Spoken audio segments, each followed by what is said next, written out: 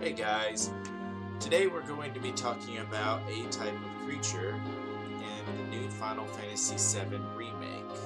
That creature looks like this. Alright, these are called Whispers, and throughout the story of the Final Fantasy VII Remake, they appear quite often.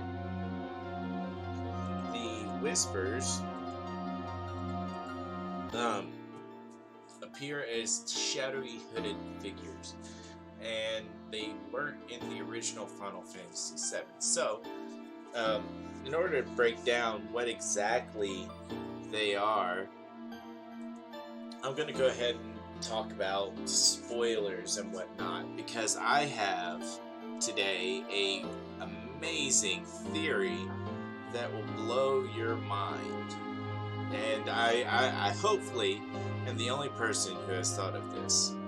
So in Final Fantasy VII, the remake, it features the entire Midgar section of the original game. But it's done differently. Every time something happens in the story that seems to differ from the original Final Fantasy VII, these guys show up. So the story originally is that Cloud arrives into the city, attacks the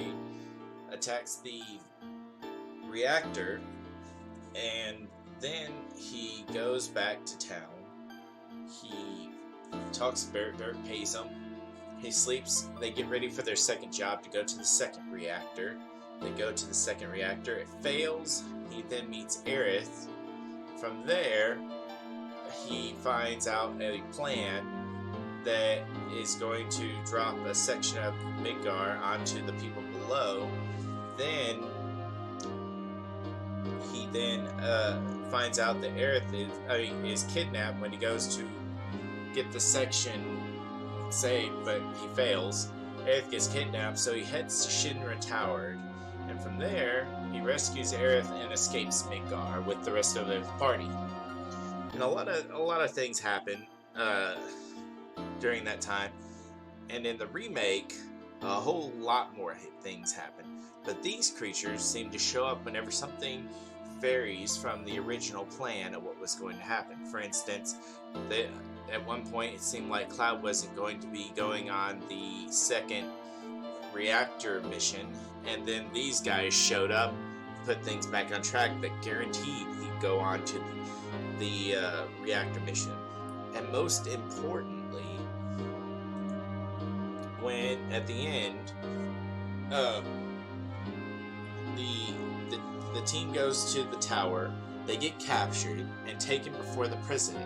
The president basically says he's going to execute them. But then Sephiroth shows up and kills the president and then takes off. But in this version, Sephiroth does show up again, but instead he shows up and he stabs Barret. Yeah, he kills the president and then he stabs Barret. Barret's about to die when all of a sudden a Whisper shows up and brings them back to life. They try to keep time going along the right path. Now, after this section, you then later go on the motorcycle thing and you fight some sort of Whisper thing that stops them from stopping you from, changing time or whatnot. But I believe it's really they're trying to stop Sephiroth from changing time. But here's the thing. I think that the Whispers have messed with another timeline, have stopped another timeline from changing. Which timeline that is pretty simple. Final Fantasy VIII. Now let me explain. In Final Fantasy VIII, Squall ends up fighting fighting Edith Adia or Eden, I don't remember her name, ends up fighting the first sorceress at the beginning of the game in Disc 1, and he ends up failing hardcore. And what ends up happening is that she stabs him with ice and he falls over. Now, a lot of people lead this theory to believe that Squall ends up falling over and dying, and the rest of the game is in fact the afterlife. But I think that instead of the afterlife, I think Squall is actually been saved by a whisper. And I kind of have proof why. So, when Squall wakes up at the beginning of Disc 2, he ends up saying something along the lines of, he fought Adia and he's somehow alive. How's he alive? Well, I think that a whisper healed his wounds, just like the whisper healed Barrett's wounds. And that, you would wonder yourself, well, okay, why would a whisper be there, and why would a whisper heal your wounds? Well, it's pretty simple. Time's been messed with as well by somebody else. During the time of which Final Fantasy VIII happens, you end up finding out that Adia is taken over by another sorceress. She's been possessed. And this sorceress that's possessed her is Ultimecia. Now, Ultimecia here, what she can do is she can travel back in time and possess other previous sorceresses, like Adia. And so what she has done is she has traveled back in time to allow herself to rule the future and whatnot.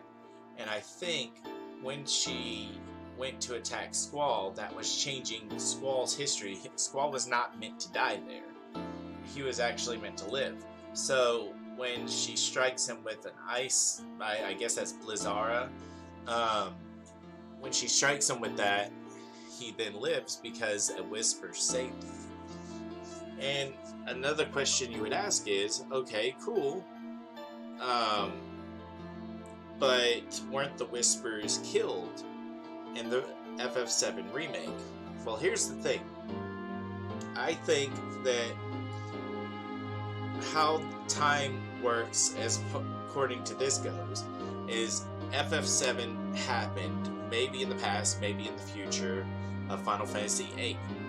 But in the Whispers' perspective, I think the Whispers travel throughout time kind of as the games come out. So like Final Fantasy 1, Final Fantasy 2, Final Fantasy 3, all the remakes of 1, so on and so forth, they travel time in that way.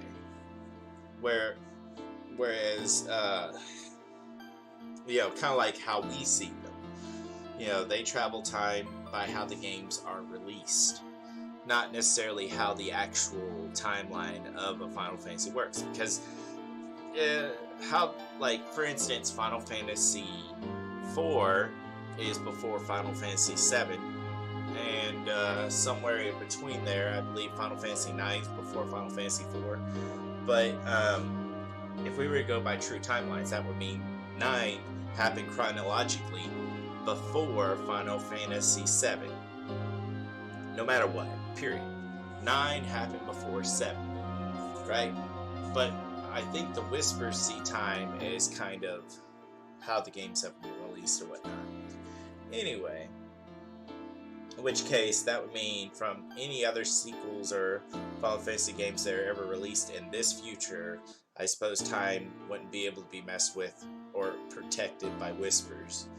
But I'm pretty sure that Whispers have been keeping time from changing throughout the previous Final Fantasy games whenever time's been messed with. Maybe they were created way back in Final Fantasy 1 with the Garland time loop in order to keep time loops from happening or whatnot. And they pushed time in such a way that inevitably an outcome would happen, like in Final Fantasy 13-2 or 13-3.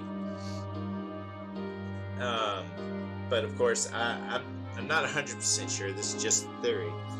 Why don't y'all tell me what your theories are, and if you think that the Whispers actually saved Squall in Final Fantasy VIII or not. Alright guys, if y'all haven't subscribed to the Nerd Still channel, please subscribe to the Nerd Still channel, like this video, and give me comments.